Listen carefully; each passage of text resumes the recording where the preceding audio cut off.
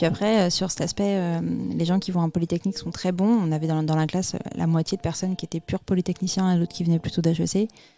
Et en fait, de se dire que ces gens-là, j'étais en cours avec eux, qu'on pouvait échanger, que c'était des gens normaux. Ça, je pense que ça m'a beaucoup décomplexé aussi, parce qu'en fait, on se voit que dans certains domaines, on peut être meilleur qu'eux, et dans d'autres, peut-être un peu moins bon, mais globalement, ça se tient. Et je pense que ça enlève beaucoup de barrières. Maintenant, je me mets aucune barrière. Bienvenue à tous dans ce nouvel épisode de System Sales, le podcast qui donne enfin la parole aux ingénieurs pour leur permettre de partager avec vous leur parcours exceptionnel. Aujourd'hui, je reçois Léa Go, cofondatrice de Hipli, l'entreprise qui va révolutionner le packaging dans le e-commerce en proposant un emballage réutilisable plus de 100 fois et réduire ainsi l'impact carbone de plus de 80% par rapport aux emballages carton classiques qui représentent, rendez-vous compte, plus de 300 000 tonnes de déchets par an. Avant de démarrer cet épisode, je voudrais te parler d'une solution innovante que j'ai découverte pour générer des propositions commerciales très rapidement, complètement interactives, dynamiques et beaucoup plus encourageantes vis-à-vis de tes clients qu'un simple PDF.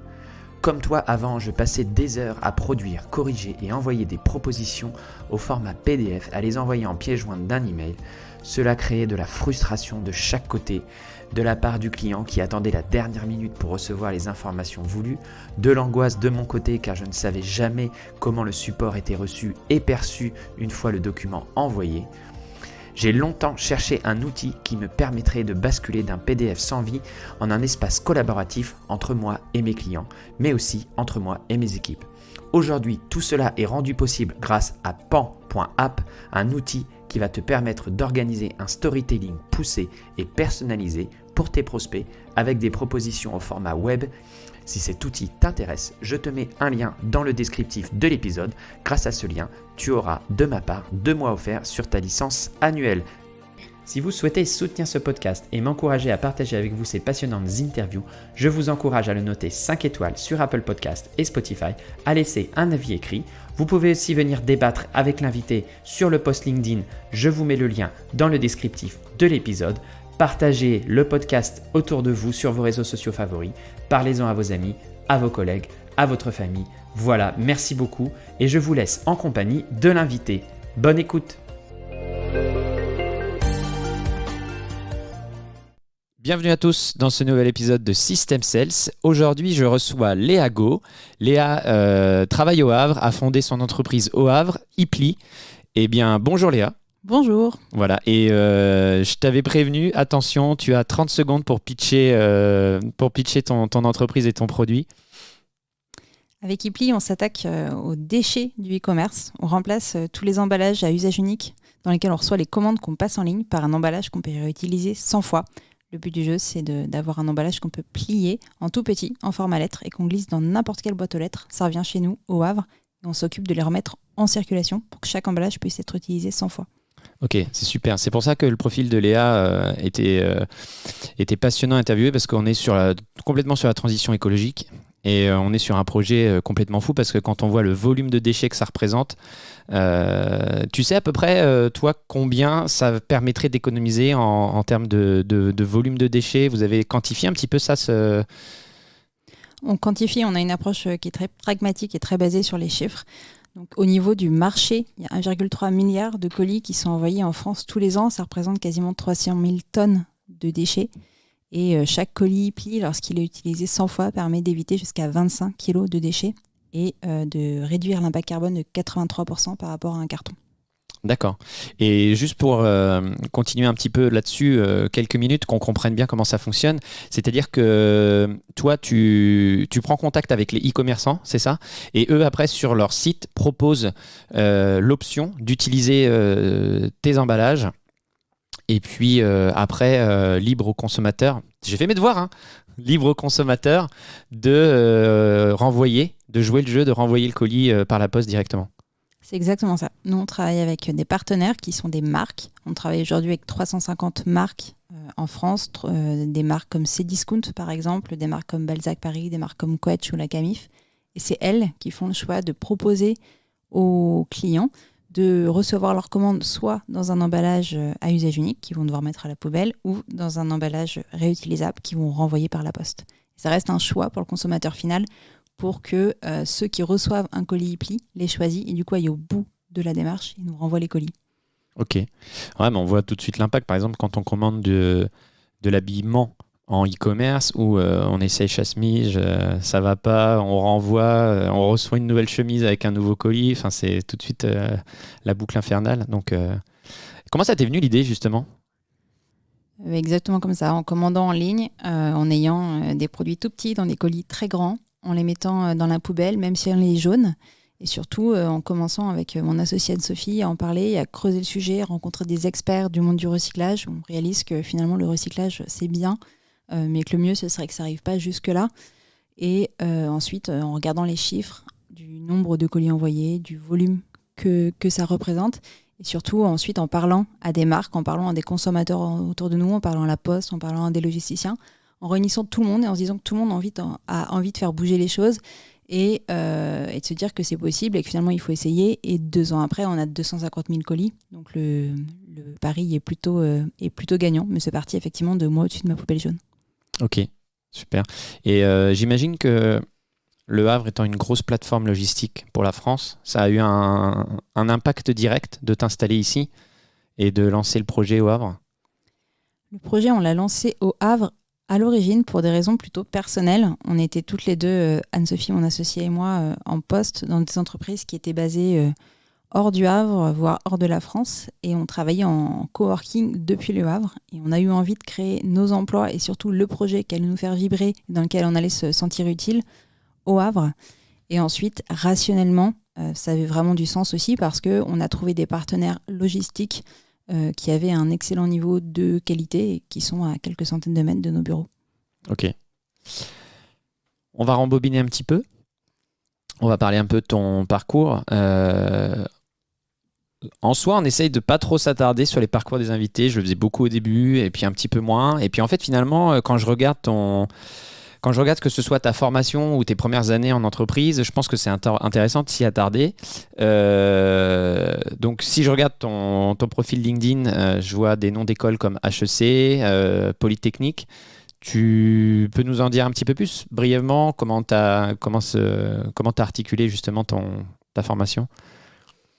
Alors, c'est plus original que ça en a l'air, parce qu'en fait, après le bac, j'ai arrêté mes études pour me lancer dans la voile. Donc, j'ai travaillé en tant que monitrice de voile et entraîneur de voile pendant 3 ans. Je n'avais pas spécialement vocation à reprendre des études.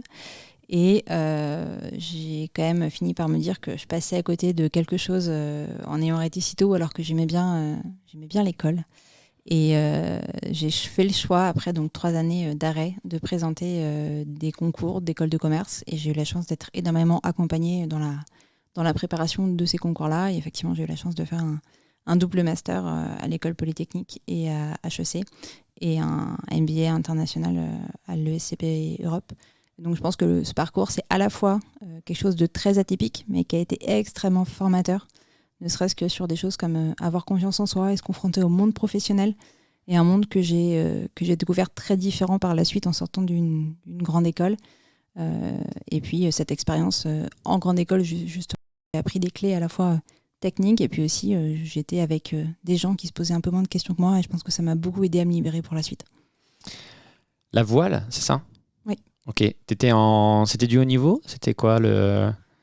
C'était un petit peu de sportif quand j'étais effectivement plutôt jeune. Et ensuite, c'était un métier vraiment plutôt de formation. Ah oui, d'accord. Okay. J'ai fait aussi beaucoup de voile en compétition, mais sur ces 3 ans, c'était pour la majorité vraiment de la formation de personnes adultes, de personnes en situation de handicap, de jeunes. J'avais des équipes de jeunes en compétition.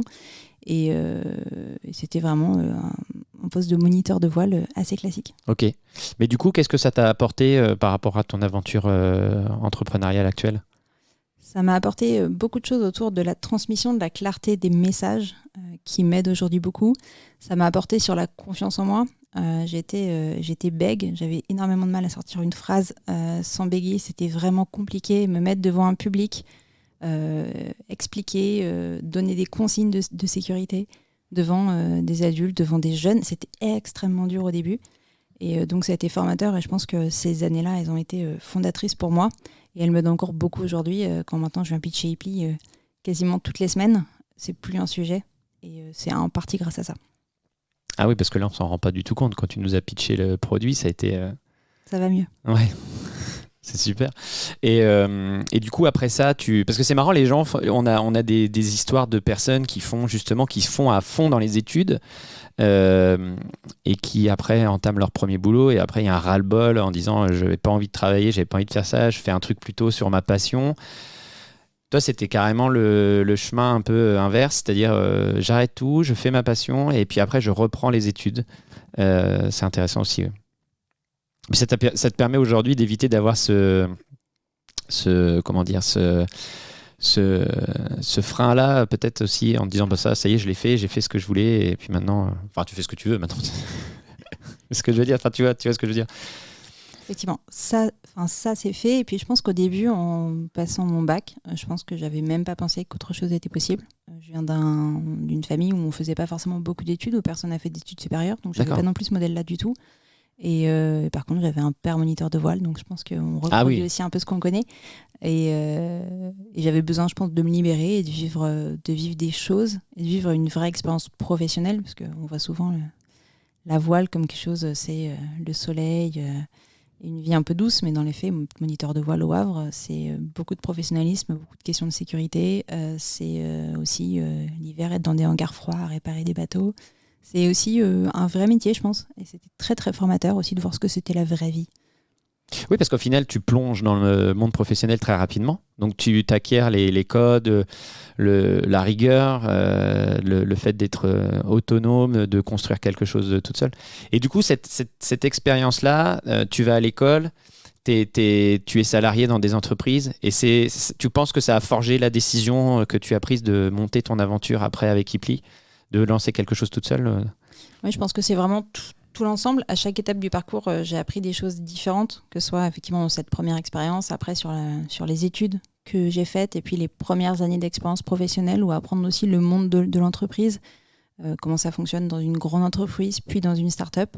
C'était également très très complémentaire. Et après, je pense que c'est ce qui m'a permis de me sentir légitime, ou en tout cas de ne pas me mettre de frein au moment où j'ai voulu, avec Anne-Sophie, lancer Ipli.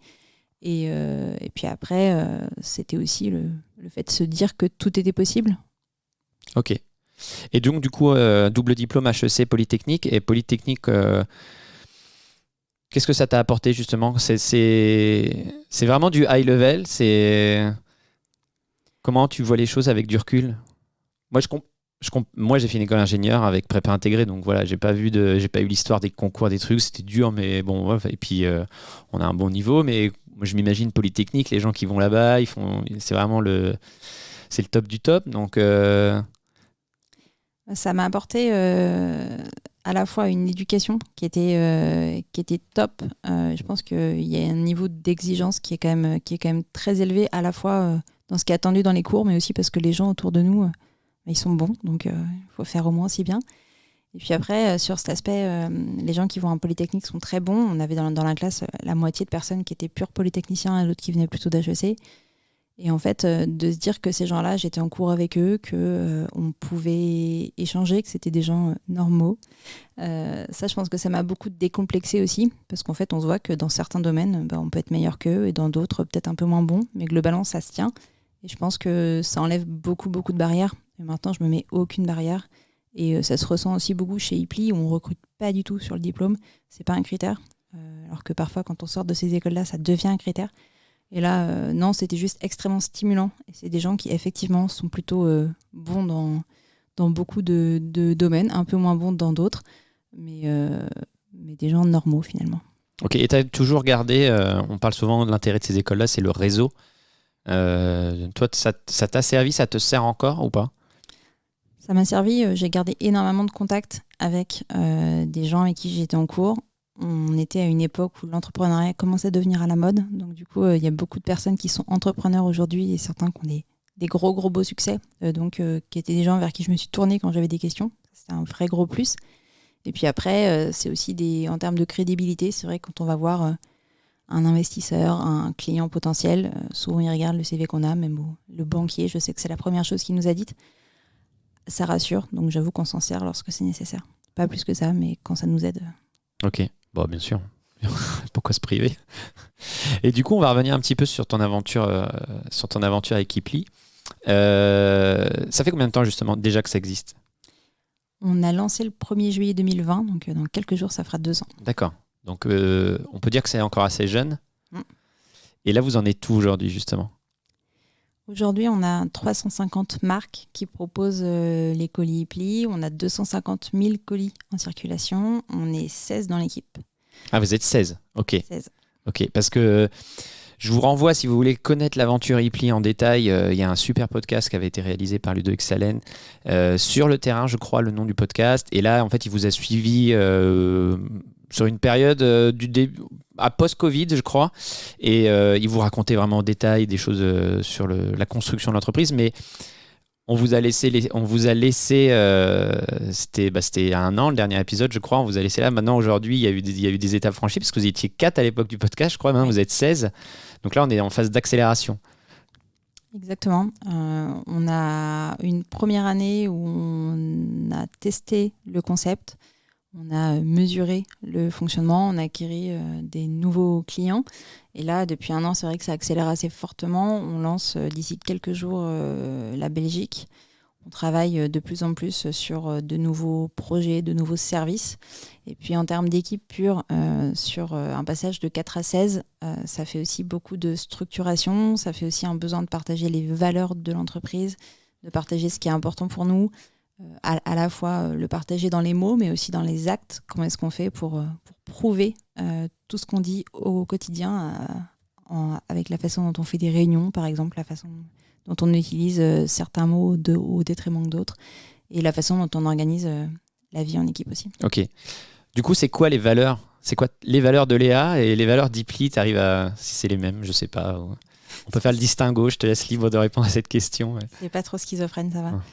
En fait, avec Anne-Sophie, quand on a voulu lancer le projet Ipli, on se connaissait assez peu. On travaillait l'une à côté de l'autre, mais on se voyait travailler de l'extérieur et puis on partageait des cafés, mais finalement, on ne se connaissait pas très bien. Et on savait que l'entreprise qu'on lançait, qui n'avait pas de nom à ce moment-là, elle allait ouvrir le chemin. Le colis réutilisable, il n'y avait pas trop de modèles, donc on savait que ça allait évoluer. Et en fait, on s'est dit qu'il fallait qu'on soit extrêmement clair et qu'on partage et qu'on soit aligné sur ce qui était important pour nous. C'est ce qu'on a appelé nos étoiles polaires. Ces étoiles polaires, il y en a 3. C'est ce qu'on regarde quand on lève la tête et qu'on a un doute sur l'endroit où on va. Ces étoiles polaires, c'est l'impact positif à la fois sur les hommes, les humains, et sur la planète. Donc il y avait vraiment cette double dimension, à la fois effectivement environnementale, qu'est-ce qui nous drivait au début, mais aussi l'aspect humain. Et ça, c'était important pour nous, à la fois de créer des emplois, de travailler avec des entreprises qui accueillent des personnes en situation de handicap, d'avoir l'impact le plus local possible et le plus social possible. On avait une deuxième étoile polaire qui est la pérennité. On avait envie d'avoir un impact sur le long terme, de ne pas avoir que ce soit pas un effet de mode, un coup d'épée dans l'eau, mais vraiment quelque chose qui soit pérenne, qui soit une transformation de la société. Et puis, si on parle juste de l'entreprise, on ne voulait pas être une start-up avec comme seule motivation la course à la levée de fonds, mais vraiment de prouver qu'un modèle à impact pouvait avoir un modèle économique, que ça pouvait être une entreprise rentable et qu'elle allait nous permettre d'embaucher, de créer de l'emploi, de continuer à rémunérer les gens sur le long terme. Et la troisième étoile polaire, c'est l'étoile polaire de la transparence. On s'est toujours dit qu'on allait avoir des choix difficiles à faire, mais qu'il fallait qu'on les assume. Et que s'il y a un choix, si on n'était pas capable de parler d'un choix, que ça, c'était probablement pas le bon. Donc du coup, on a toujours communiqué avec transparence, à la fois sur tous nos coûts, la décomposition des coûts, les choix qu'on a fait, que ce soit des choix évidents ou des choix un peu plus difficiles. On a toujours communiqué tout ça en toute transparence. Et donc, ces 3 étoiles polaires, c'était vrai au début, avant même qu'on crée la société. Et aujourd'hui, c'est la première chose qu'on dit aux gens qu'on embauche et qui rejoignent l'équipe. Donc, c'est toujours les mêmes. Alors, ça amène plein de questions. Du coup, j'ai pris plein de notes pendant que Léa parlait. La première, c'est pour rebondir à ce que tu disais tout au début. Comment, justement, on transfère, on partage ces valeurs-là quand on est 2, qu'on a ces étoiles polaires au plafond, dans sa chambre ou dans les toilettes, je ne sais pas où vous les mettez, mais comment tu les transfères justement aux personnes qui vous rejoignent? Parce que voilà, le risque quand tu grossis, c'est que les gens sur le papier partagent tout ça le jour de l'entretien. Youpi, c'est super, même pendant 3 mois ou 4 mois leur entretien de leur période d'essai. Mais après, il faut que ça s'inscrive dans la durée et puis ça peut amener des déconvenues ou des déceptions. Voilà. Toi, tu penses que tu peux garder ou influencer? C'est la transmission. Vous avez mis en place des choses particulières pour ça? En tout cas, on fait tout pour les partager, pour expliquer. Je pense que la première chose, c'est qu'on explique pourquoi on fait ça, qu'est-ce qui fait que c'est important pour nous, et qu'est-ce qui fait que Hipli, c'est la boîte que c'est aujourd'hui et pas une autre. Après, ça correspond à certaines personnes, ça correspond pas à d'autres, mais pour nous, c'est important et on en parle beaucoup. Donc, je pense que déjà, le fait de le répéter et d'expliquer, c'est un point vraiment important. Et puis après, on essaye vraiment de le mettre en application. Là, juste avant qu'on se retrouve ici, on était tous ensemble, on a déjeuné ensemble et on a fait un concours de pitch. Et en fait, toute l'équipe est passée les uns derrière les autres à pitcher Hipli avec les mots-clés dans différentes situations. Donc, certains ont pitché à Emmanuel Macron, d'autres à Léa Salamé. Mais le but du jeu, c'est de mettre les gens en situation de faire des choses extrêmement concrètes et de le partager en équipe. On fait aussi des journées, par exemple, qu'on appelle des sprints. En fait, c'est une journée dans laquelle personne fait son travail habituel et on est sur un sujet en particulier, donc soit un sujet d'acquisition, soit un sujet de communication. Et en fait, pendant une journée, on se coupe de notre réalité et on travaille en équipe sur un objectif qui est fixé. On change les rôles. Anne-Sophie et moi, on devient vraiment membres d'équipe et c'est d'autres personnes qui prennent les rôles de chef d'équipe. Et en fait, ces personnes-là, en étant dans ces situations, ça permet aussi de mettre en application les valeurs et les étoiles polaires qu'on essaye d'appliquer tous les jours et de le faire dans un contexte un peu différent où on sort de la réalité avec des enjeux très très court terme, avec l'urgence d'une échéance, qu'elle soit à 17h par exemple. Ça permet aussi de mettre en avant des choses et de réinsister sur ce qui est vraiment important. Alors là-dedans, il y a plein de choses super intéressantes. Vous pouvez en tirer concrètement, c'est-à-dire déjà l'exercice du pitch quand vous êtes dans une start-up, même une entreprise de quelle que soit sa taille. Tout le monde se présente en société, présente son entreprise, quel est son travail, et de faire travailler les gens sur le pitch de l'entreprise et mettre en avant les valeurs de l'entreprise sur 30 secondes, 1 minute. Ça demande de l'entraînement, mais ça permet aussi d'avoir une image de l'entreprise qui soit complètement cohérente à l'extérieur. Donc ça, c'est un exercice. Et les histoires de sprint, t'avais trouvé ça comment? C'est venu On était dans le train avec Anne-Sophie, on s'est dit tiens, il faut qu'on sorte de notre quotidien et surtout qu'on arrive à mettre en exergue des choses qu'on constate tous les jours sur un temps très court, très contraint, avec un objectif qui met une petite dose de stress, mais un stress qui est faux en fait, qui est plutôt de l'ordre du jeu. Et qui permet en fait de mettre en avant les choses sur lesquelles on n'arrive pas bien à mettre le doigt au quotidien et qui en plus ont un intérêt pour l'entreprise parce que c'est toujours des vrais projets qui nous font avancer, qu'il faut avancer une équipe ou une autre et qu'il faut avancer Hipli au global. On n'a pas vu ça ailleurs, en tout cas ça existe probablement. Moi, en fait ça me parle parce que j'en ai entendu parler, alors je sais plus si c'était... Est-ce que j'ai interviewé Jean-Daniel de Memobank, qui avait fondé Captain Train, et j'avais écouté une interview et je crois que c'est lui qui en parle, de ces histoires de sprint pour accélérer sur des sujets, sur des temps très courts. Ou là, il avait créé un post là-dessus, peu importe. Donc c'est pour ça que ça me parle ce que tu me dis. Donc peut-être que tu avais vu l'idée quelque part et du coup, comment vous faites vivre cette partie management et leadership de l'entreprise? Parce que quand on fonde une start-up, on peut être très bon sur un produit ou très bon sur quelque chose et puis finalement ces sujets-là qui sont très compliqués et qui demandent un temps fou, même soit pour s'auto-former, etc. C'est pas forcément simple.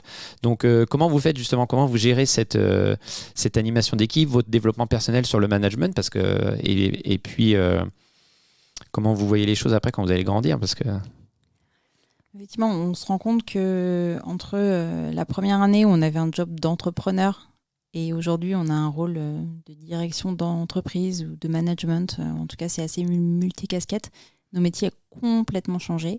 Du coup, il a fallu s'adapter très vite. Donc la bonne nouvelle, c'est qu'Anne-Sophie et moi, on est très différentes et qu'on a eu des expériences aussi très différentes. On a travaillé un peu plus de 10 ans l'une et l'autre dans différentes entreprises.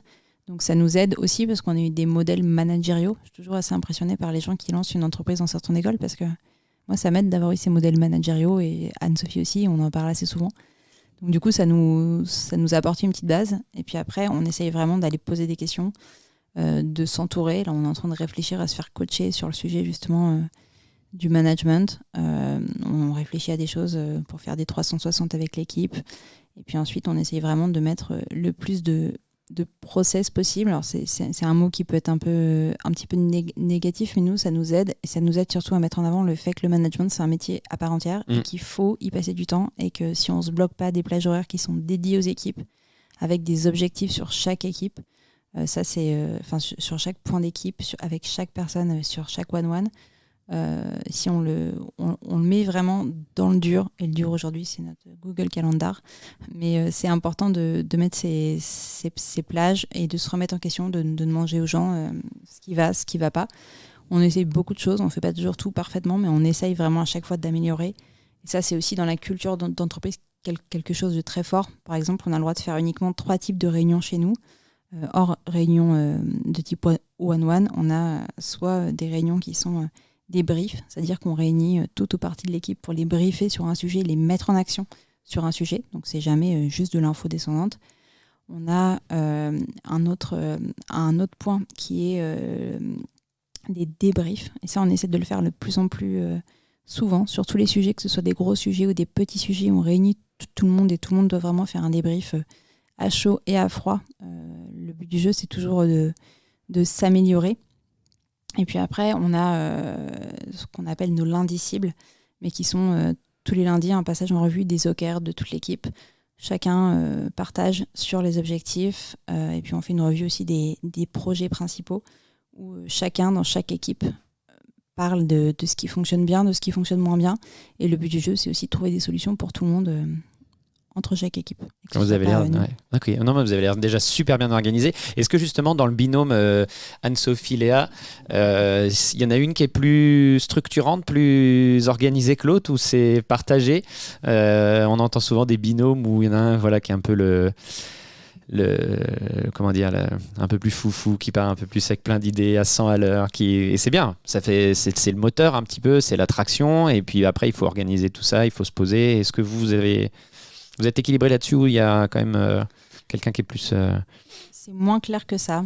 On est vraiment, en tout cas, extrêmement complémentaires, à la fois sur l'aspect métier. On est très, très complémentaires, donc ça nous a beaucoup aidé parce qu'on ne s'est jamais marché sur les pieds. Et puis aussi, on se respecte beaucoup l'une et l'autre, donc ça aide beaucoup. Et après, oui, je pense qu'il y a quand même l'une des deux qui est plus axée sur la stratégie et qui, je pense beaucoup à demain et qui travaille plus sur le produit, sur observer le marché, observer les tendances, et vraiment une dimension un peu plus stratégique. Et l'autre qui est peut-être plus dans l'instant et dans l'organisation, mais c'est pas des traits très très marqués, mais ils sont un petit peu là quand même. Ok. Je reviens sur l'autre point que tu avais mentionné, la deuxième étoile, la rentabilité, le fait de construire un business qui soit sur fonds propres, ou tout du moins qui soit pérenne, surtout dans la transition écologique. On voit beaucoup d'idées, ça part un peu dans tous les sens, mais on oublie un petit peu que pour que ce soit viable, il faut que ce soit économiquement vivant. Et donc du coup, vous remplissez cet objectif là aujourd'hui, ça y est, vous êtes sur un business model qui est pérenne selon toi?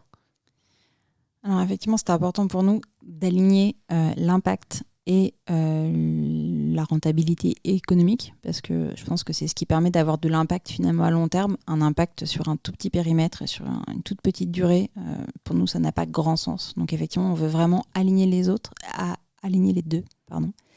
Et on avait atteint la rentabilité, on a embauché beaucoup pour accélérer, donc du coup, ça se décale un petit peu et on va récupérer ça, mais c'était important pour accélérer, parce qu'on a en même temps de grandes ambitions sur ce projet-là, parce que les chiffres d'impact montrent que ça vaut vraiment le coup de faire en sorte qu'il y ait du colis réutilisable sur le plus de sites possible. Du coup, ça demande d'investir un peu sur le plan RH, sur le plan de la production des colis.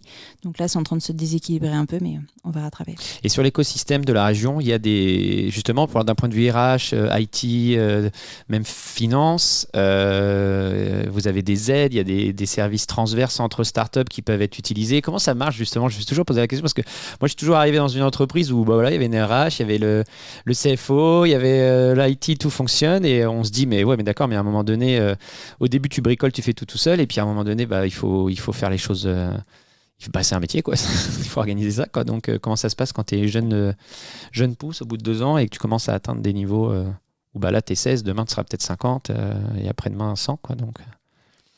On structure au fur et à mesure. Je pense que c'est important, c'est d'avoir la structuration qui correspond à son niveau de maturité. Donc aujourd'hui, on n'est pas encore, en tout cas, on n'estime pas être encore suffisamment grand pour avoir un DAF, par exemple, pour avoir une RH.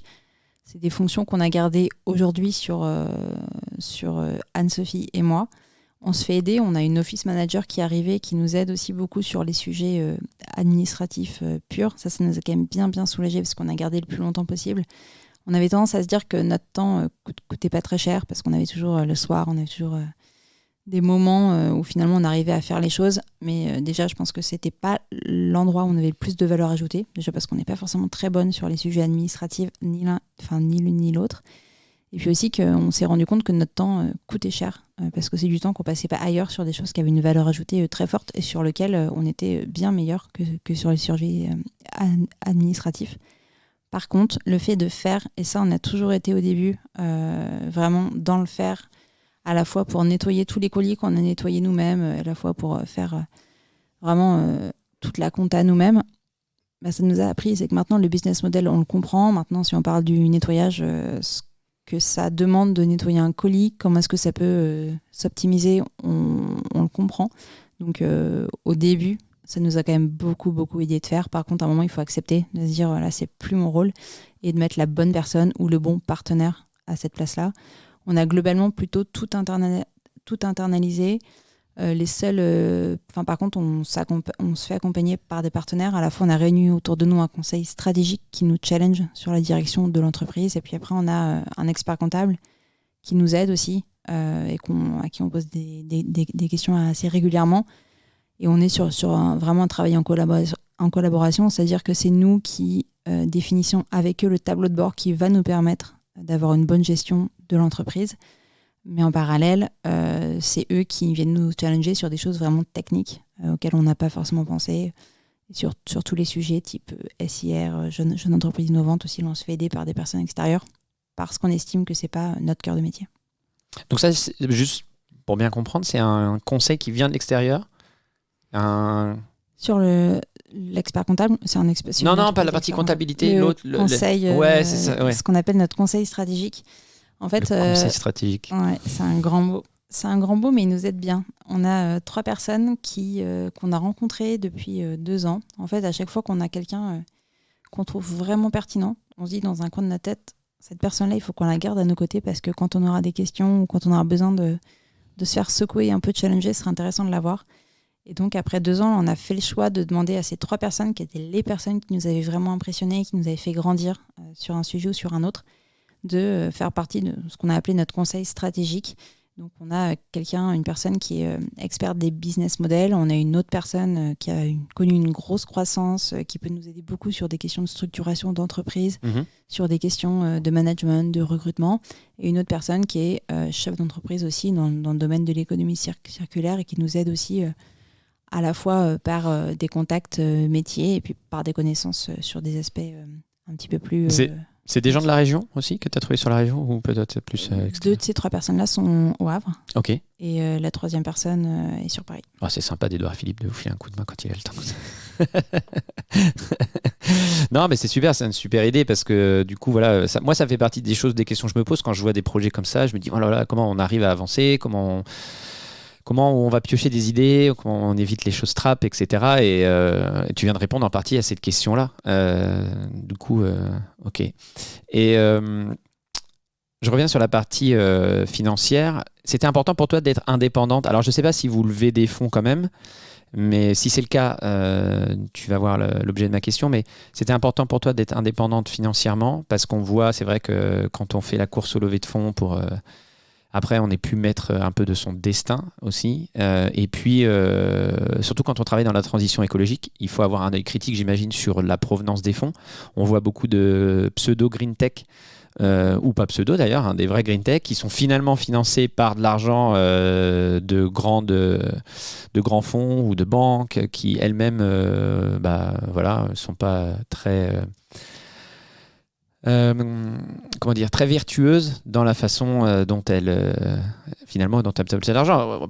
Il y a une banque qui vient en tête, je ne vais pas la nommer, mais voilà, aujourd'hui qui dit je sors du charbon, j'arrête les financements du charbon en 2030, alors qu'on sait qu'il faut arrêter maintenant, et qui en fait derrière va financer une green tech pour je sais pas, voilà, c'est bien, mais il faut être cohérent sur les actes.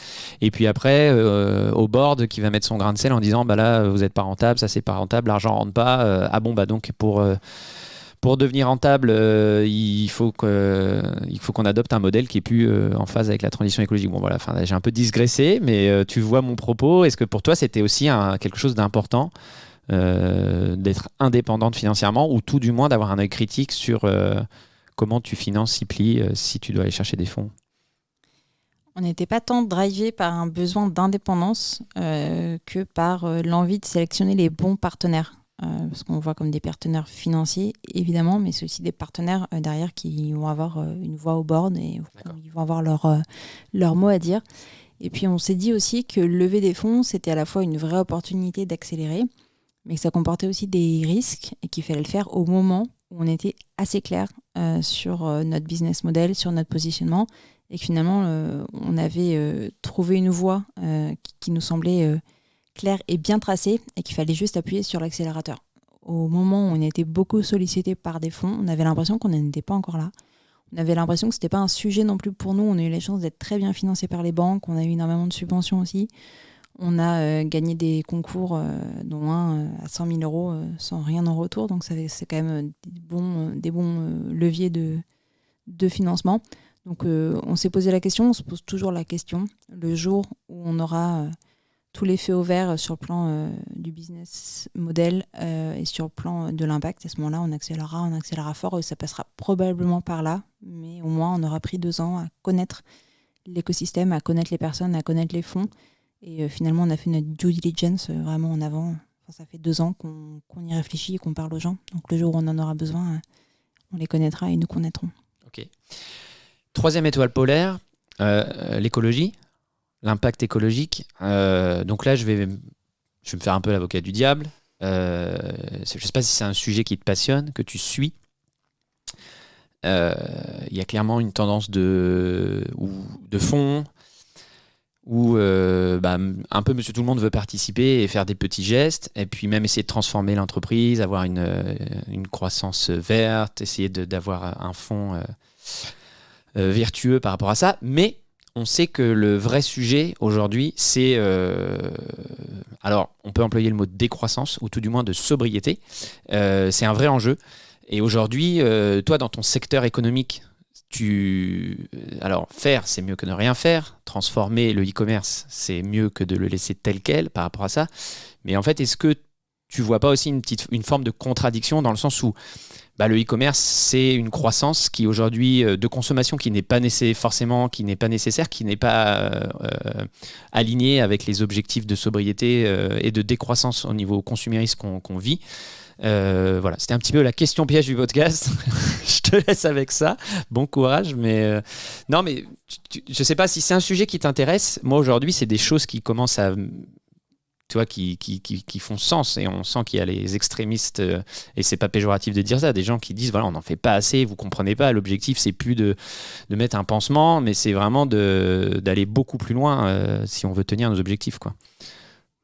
Pas une question piège. On a réfléchi évidemment à ce sujet-là. On a lu énormément d'études sur le sujet. Une étude intéressante, c'est celle qui montre que le e-commerce, c'est finalement, après le fait d'aller faire ses courses à pied, le moyen de consommer qui a le moins d'impact carbone. Parce que souvent, on pense aux grands centres commerciaux, mais souvent, on prend la voiture pour y aller. Même si on y allait en bus, ça aurait plus d'impact que de faire ses courses en ligne, parce que les livraisons sont mutualisées, parce qu'il n'y a pas de grosses infrastructures de stockage partout en France pour avoir des grandes surfaces dans lesquelles on va acheter des vêtements, puisque nous, on est plutôt sur l'achat de textiles ou de produits de ce type-là.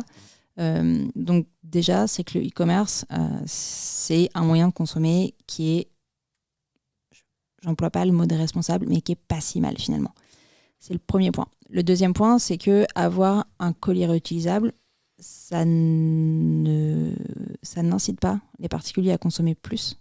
Et ça, on fait très attention dans la plateforme de marque et dans tous les messages. On parlait du pitch de ce midi, mais on fait très très attention sur les réseaux sociaux. Pas une seule fois, on est dans l'incitation à la consommation et on fait extrêmement attention à ça. Ensuite, le but du jeu avec ces colis-là, c'est évidemment de réduire l'impact sur les déchets du e-commerce, donc les 300 000 tonnes de déchets qui sont générés tous les ans, mais c'est aussi de faire réfléchir les gens sur l'impact de leurs gestes, de leur montrer qu'il y a des moyens d'agir qui sont super simples, super concrets. Finalement, on prend le colis, on le met dans la boîte aux lettres, c'est simple, en plus c'est relativement ludique. Donc du coup, c'est aussi le message de dire, vous pouvez faire des choses, c'est assez simple. Et puis après, ce qu'on veut faire, c'est vraiment d'aller vers une impulsion, vers un changement de la consommation et qu'avec ce colis réutilisable, ce soit finalement un moyen d'aller vers une consommation plus responsable parce qu'on passe un message, parce que les gens se sentent capables de faire des choses. Et puis après, on veut le faire effectivement, pas uniquement avec les gens qui sont extrêmement engagés, parce que ceux-là, ils font déjà énormément, mais on veut aussi aller vers tous ceux qui sont beaucoup moins engagés et qui vont choisir un colis pli, soit parce que l'expérience est sympa, soit demain, et on lance ça en septembre, ils vont pouvoir le réutiliser sur leur vente de seconde main ou pour envoyer des colis à leur famille. Et qu'en fait, demain, les gens choisissent un colis pli pour des raisons d'impact pour certains, mais aussi pour des raisons simplement de valeur d'usage, parce qu'ils vont payer un affranchissement moins cher, parce qu'ils vont avoir besoin d'un colis, parce qu'ils vont avoir l'envie d'envoyer un colis sans avoir besoin d'imprimer une étiquette et que le QR code sur le colis suffira pour envoyer le colis.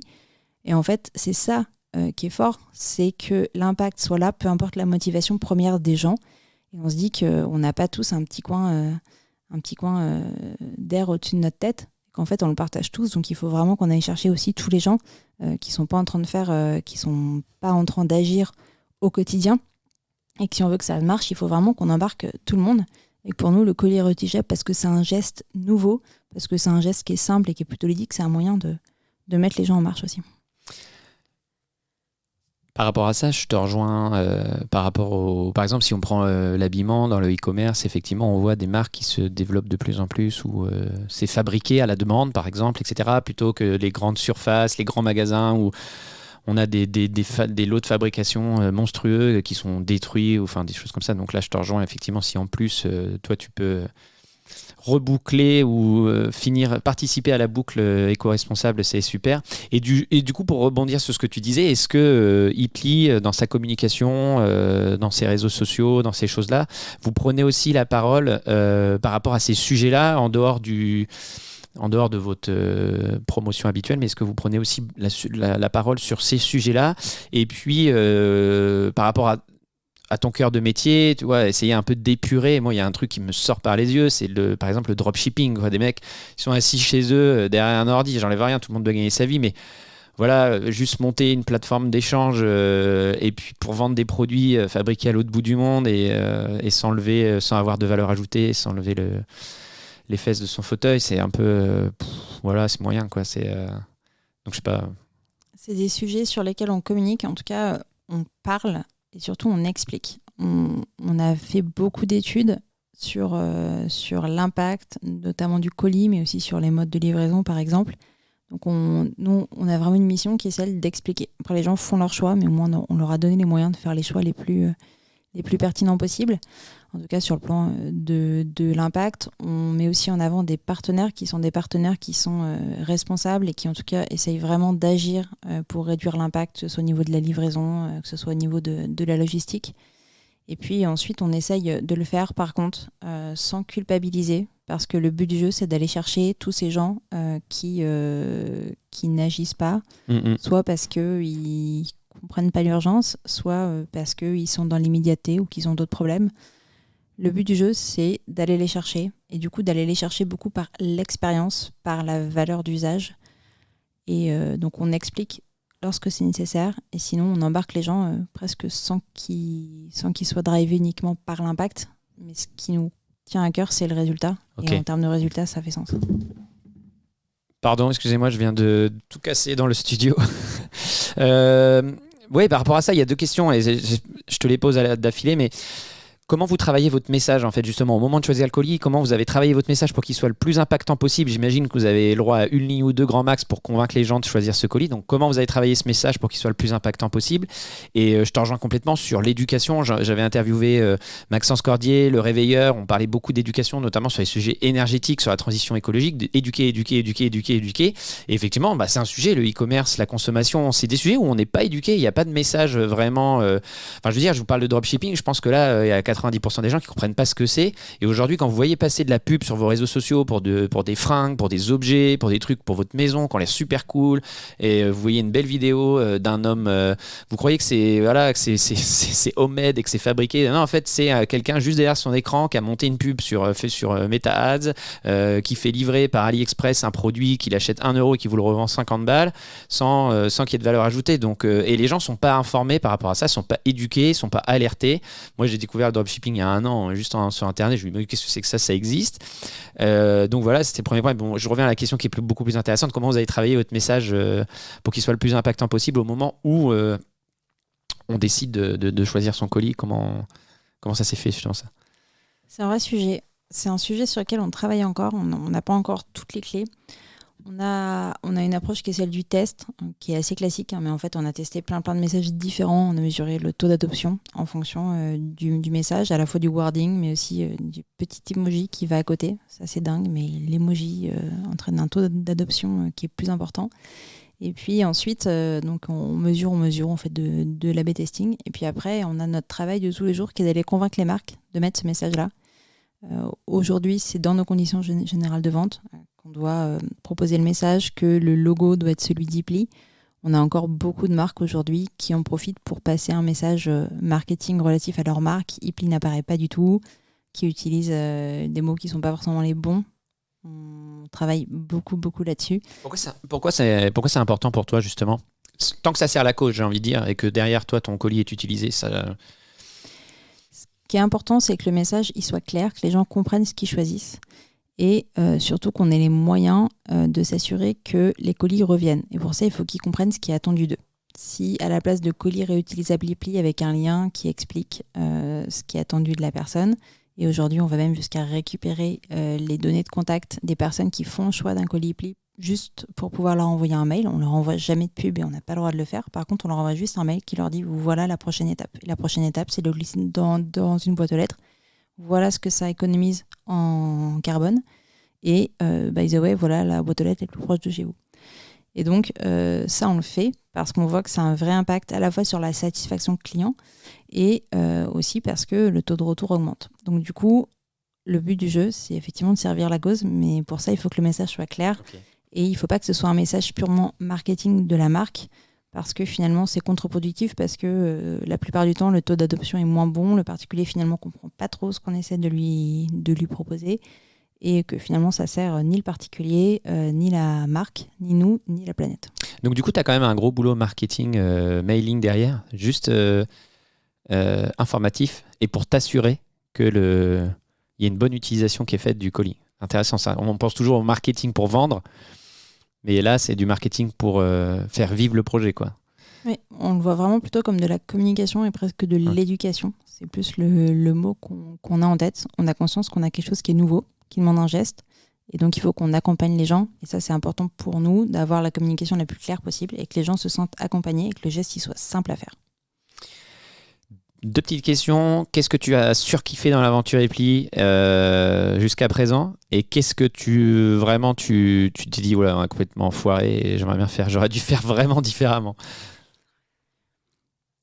Je pense que ce qu'on aime le plus, et je dis on parce qu'avec Anne-Sophie, on se rejoint là-dessus, c'est le fait d'avoir un impact, le fait de pouvoir le mesurer, et puis le fait de croire et de plus en plus tous les jours qu'on peut vraiment transformer la façon dont les gens interagissent avec les emballages, et du coup vraiment avoir une transformation en termes d'usage qui est super forte. Le point qui était le plus difficile, je ne sais pas si je referais... J'ai tendance à pas regarder ce que j'aurais fait différemment, donc je le prends pas comme ça, mais en tout cas ce qui a été difficile, et ce qui nous a demandé beaucoup d'efforts, c'est le fait de devoir jongler avec les casquettes dans un moment où on changeait d'échelle. Au début, c'est passionnant d'avoir ce rôle d'entrepreneur vraiment sur l'innovation, sur la création, les mains dans le cambouis.